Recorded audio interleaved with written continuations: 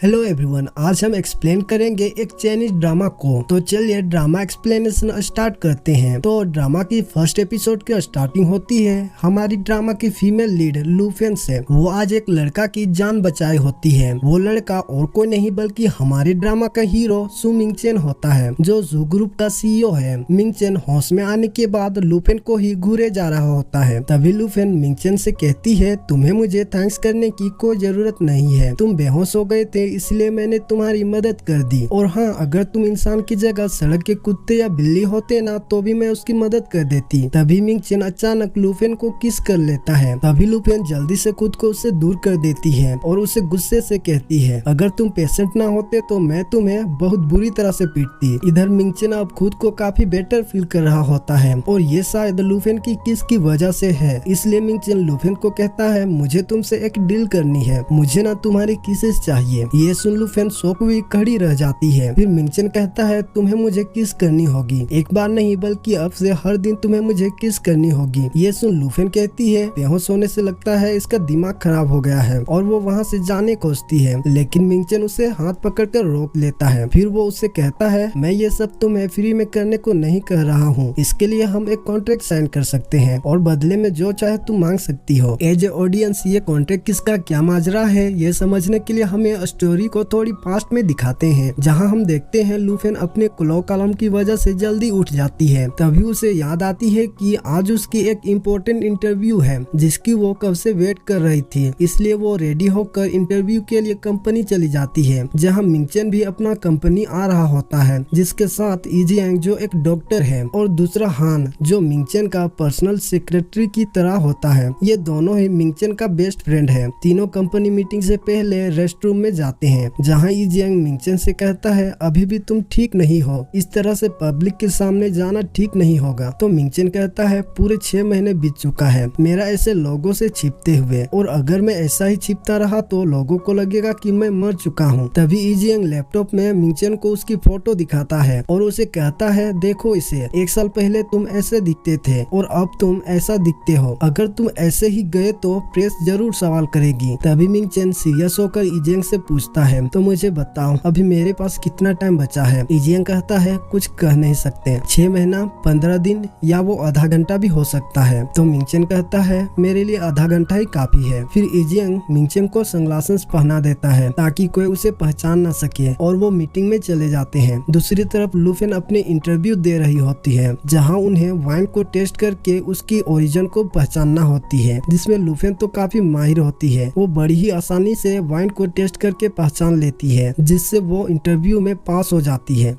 और इधर मिंगचेन को हार्ट में प्रॉब्लम होने लगता है। तभी उन्हें इजियांग और हान एक कमरे में ले जाते हैं, जिनके पीछे कुछ रिपोर्टर्स पड़ जाते हैं। इजियांग पहले मिंगचेन को चेक करता है और फिर कहता है, मिंगचेन की कंडीशन कुछ ठीक नहीं लगता, हमें जल्दी से इसे हॉस्पिटल ले जाना होगा। हान कहता है, ठीक है, मैं सिक्योरिटी को बुलाता हूँ, वरना ये रिपोर्टर्स हमें जाने नहीं देंगे। तभी मिंगचेन कहता है, तुम दोनों मेरी फिक्र मत करो, मैं ठीक हूँ, और सिक्योरिटी को मत बुलाओ वरना सबको पता चल जाएगा। और फिर वो रिपोर्टर को चकमा देने के लिए हान से अपना कपड़े एक्सचेंज करता है। फिर हान मिंगचेन बनकर बाहर आता है, जिस वजह से रिपोर्टर्स के पीछे पड़ जाते हैं और मिंगचेन दूसरे साइड से सेफली बाहर निकल जाता है। इधर लूफेन फर्स्ट राउंड में तो सिलेक्ट हो जाती है, लेकिन उसे सेकंड राउंड में रिजेक्ट कर देते हैं क्योंकि उस पोजीशन के लिए उसका क्वालिफिकेशन काफी नहीं था। रिजेक्शन की वजह से लूफेन काफी अपसेट होती है, जिस कारण वो बाय मिस्टेक मेल वॉशरूम में चली जाती है। और इधर मिंगचेन सबसे छिप कर जा रहा होता है कि तभी उन्हें रिपोर्टर्स देख लेते हैं और फिर उसके पीछे पड़ जाते हैं। वॉशरूम में आने के बाद लूफेन खुद को समझा रही होती है कि मैं भले ही रिजेक्ट हो गई हूँ, लेकिन मैं हार नहीं मानूंगी, मैं कोशिश करती रहूंगी और एक दिन आएगा मैं अपना इस ड्रीम को जरूर पूरा करूंगी। तभी वहाँ मिंगचेन आता है, जिसकी कंडीशन बहुत बुरी होती है। लूफेन उसे देखकर काफी शॉक हो जाती है। वो उसे कहती है, तुम्हें यहाँ नहीं आना चाहिए था, ये लेडीज वॉशरूम है। तो मिंगचेन कहता है, तुम्हें यहाँ से चले जाना चाहिए। लुफेन कहती है मुझे। तभी वो आसपास देखती है और उसे रियलाइज होती है कि वही गलत वॉशरूम में आ गई है। वो जाने ही वाली होती है कि मिंगचन उसे रोक देता है, लेकिन मिंगचन को हार्ट में काफी पेन होने लगता है, इसलिए वो बेहोश हो जाता है, जिसे देख लुफेन काफी घबरा जाती है। वो उसे उठाने की कोशिश करती है लेकिन वो नहीं उठता। तभी लुफेन कहती है क्या ये मर गया? नहीं, ये नहीं मर सकता। अगर ये मर गया तो इसका सारा इल्जाम मुझ पर आएगा। मैं तो अभी बहुत छोटी हूँ, मुझे अपनी ड्रीम पूरी करनी है, मास्टर ऑफ वाइन भी बनना है, प्लीज तुम उठ जाओ। तभी वो सोचती है सीपीआर, शायद सीपीआर देने से ये उठ जाएगा। फिर वो उसे सीपीआर देने लगती है, जिस वजह से वहाँ की लाइट्स बदलने लगती है और सीपीआर देने से मिंगचन भी होश में आ जाता है। होश में आने से मिंगचन काफी हैरान होता है, क्योंकि उसके लिए ये एक मेरिकल की तरह है कि वो अभी भी जीवित है। और यही से हमें प्रेजेंट की सीन को दिखाते हैं, जहाँ मिंगचन इसी वजह से लुफेन से कॉन्ट्रैक्ट साइन करने को कह रहा होता है, लेकिन लुफेन बिना कुछ कहे ही वहाँ से भाग जाती है। और इधर अब मिंगचन बिल्कुल पहले की तरह ही फील कर रहा होता है। तभी वहाँ इजियांग आता है। वो मिंगचन को खड़ा देख उसकी चिंता करने लगता है। तभी मिंगचन उसे कहता है मैं बिल्कुल ठीक हूँ। इजियांग हैरान होकर कहता है ऐसा कैसे हो सकता है? फिर वो मिंगचन से कहता है मिंगचन मुझे सच जानना है, मुझे बताओ हमारे वहाँ से जाने के बाद क्या क्या हुआ, पूरे डिटेल्स में बताओ। तभी मिंगचन बाहर भागकर लुफेन को देखने लगता है, लेकिन वो वहाँ से जा चुकी होती है। अगले सीन में हम देखते हैं इजियांग मिंगचन को उसकी बीमारी के बारे में समझा रहा होता है। वो उसे बताता है कि तुम्हें एक्वायर्ड जेनेटिक डिफेंसिव सिंड्रोम है। ये बहुत ही रेयर किस्म की बीमारी है। तुम्हारे 5वें क्रोमोसोम में 2 ऐसे जेनेटिक डिफेक्ट्स हो गए हैं, जिस वजह से तुम्हारे ग्रोथ फैक्टर नॉर्मल लोगों से बिल्कुल अपोजिट हो रहे हैं। सिंपल भाषा में कहे तो तुम दिन प्रतिदिन जवान होते जा रहे हो। तभी हान कहता है तुम्हारा हो गया। और फिर वो मिंगचन से कहता है उस लड़की के बारे में बताओ जिसके बारे में तुम बात कर रहे थे। फिर मिंगचन इजियांग से कहता है इजियांग तो तुम्हारे हिसाब से वो लड़की मेरी बीमारी का इलाज है। तो इजियांग कहता है तुम्हें क्या लगता है? मिंगचन कहता है मुझे लगता है वो लड़की ही मुझे ठीक कर सकती है। हान कहता है अच्छा वो कैसे? मिंगचन कहता है जब हम मिले थे पहली बार वॉशरूम में, तब मैं बेहोश हो गया था और उसने मुझे होश में लाने के लिए सीपीआर दिया था, जिस वजह से मैं होश में आया था। लेकिन होश में आने के बाद मैं काफी हैरान था, क्योंकि मुझे उस टाइम काफी बेटर फील हो रहा था। और दूसरी बार जब हम वार्ड में मिले तो मैं कंफर्म होने के लिए उसे फिर से किस किया और फिर मैं पूरी तरह से ठीक फील करने लगा। ऐसा लग रहा था जैसे मैं पहले की तरह हो गया हूँ। तभी इजियांग कहता है तुम ठीक कह रहे हो, मैंने तुम्हारी सारी रिपोर्ट देखी है, तुम्हारा ग्रोथ हार्मोन लेवल बिल्कुल नॉर्मल हो गए हैं जैसे वो पहले हुआ करते थे। तभी हान कहता है ठीक है, फिर मैं तुम्हारे लिए उस लड़की को कहीं से भी ढूंढ कर लाऊंगा और उस लड़की को हमारे सामने किस करना, फिर सच का पता चल ही जाएगा कि वो लड़की तुम्हारी बीमारी का एंटीडोट है या नहीं, और अगर उसकी किस काम करता है तो मैं उसे यहीं रोक लूंगा। देन अब हम लुफेन को देखते हैं। वो एक सुपरमार्केट में वाइन सेलर का जॉब करती है। तभी उसकी शॉप में एक कस्टमर आता है जो लुफेन से कहता है कि मुझे इस शॉप का सबसे एक्सपेंसिव वाइन चाहिए। तो लुफेन उसे एक वाइन सजेस्ट करती है, लेकिन वो वाइन एक्सपेंसिव नहीं होती, लेकिन वो उस सुपरमार्केट का कम बजट का सबसे अच्छी वाइन होती है। और ऐसा करते हुए हान उसे देख रहा होता है। तभी वहाँ लुफेन का बॉस आता है। वो लुफेन से कहता है ये क्या लुफेन, तुमने उसे झूठ कहा, ये वाइन तो बिल्कुल भी एक्सपेंसिव नहीं है। लुफेन कहती है जानती हूँ माना कि प्रपोज करना इम्पोर्टेंट है, लेकिन वो आदमी एक महीना का सैलरी एक वाइन बोतल में खर्च कर देता। वैसे भी महंगी वाइन सबके लिए नहीं होता। तो इस पर बॉस कहता है बिल्कुल सही कहा। तभी पीछे से हान कहता है क्या मुझे एक्सपेंसिव वाइन मिल सकती है, मैं बहुत अमीर हूँ। तो लुफेन एम्बैरेसिंग होते हुए उसे सबसे एक्सपेंसिव वाइन दिखाती है। फिर हान उसे पे करने के लिए कार्ड निकाल कर देता है। उसके बहाने उसे पूछता है क्या तुम सिंगल हो, और यही एपिसोड एंड होता है। तो मिलते हैं नेक्स्ट एपिसोड में, तब तक के लिए टाटा बाय बाय।